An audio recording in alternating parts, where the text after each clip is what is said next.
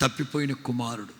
తండ్రి వాడిని పట్టి పెట్టుకున్నంతకాలం వాడు మాట వినలా. ఏం చేస్తాడు తండ్రి? వదిలేశాడు. మనవాడు దూర దేశం వెళ్ళాడు, మెట్రోపాలిటన్ సిటీస్కి వెళ్ళాడు, దుర్వ్యాపారాలు చేస్తున్నాడు. తండ్రి వదిలేశాడు వాడిని. వద్దబ్బా వాడిని అటు సాగుతా.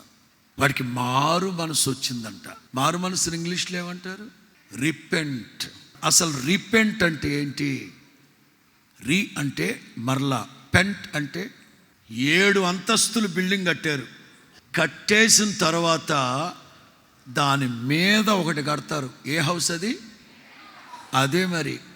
కిందున్న 7 అంతస్తులు ఒక విధంగా కడతారు, పెంట్ హౌస్ మాత్రం డిఫరెంట్ కట్టుకుంటారు, డిఫరెంట్ స్టైల్లో కట్టుకుంటారు, వీటన్నింటికంటే శ్రేష్టంగా కట్టుకుంటారు. అవునా కాదా? దాన్నే పెంట్ హౌస్ అంటారు.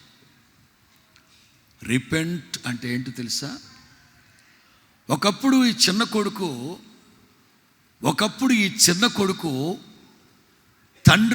తండ్రి హృదయంలో ఆ స్థానంలో ఉండేవాడు. అక్కడి నుంచి పందుల పాకలోకి పడిపోయాడు. రిపెంట్ అంటే ఏంటి తెలుసా? తండ్రి వాడిని కరుణించాడు, కనికరించాడు, కటాక్షించాడు అంటే అర్థం ఏంటి తెలుసా? వాడు అనుకున్నాడు, నా తండ్రి దగ్గర కూలి వాళ్ళలో ఒకనిగా కూడా నేను అర్హుణ్ణి కాదు. సరే కూలివాడిగానైనా బతుకుతాను అనుకున్నాడు. కానీ తండ్రి రీపెంట్. ఎప్పుడైతే వాడు మారు మనసు పొందాడో తిరిగి నా తండ్రి స్థానంలో వాడికి ఆ స్థానాన్నే కలుగు చేశాడు దేవుడు.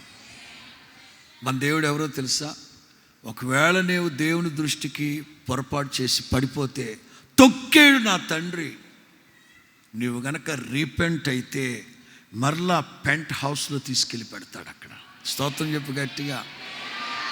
రీపెంట్ అంటే అది అర్థం.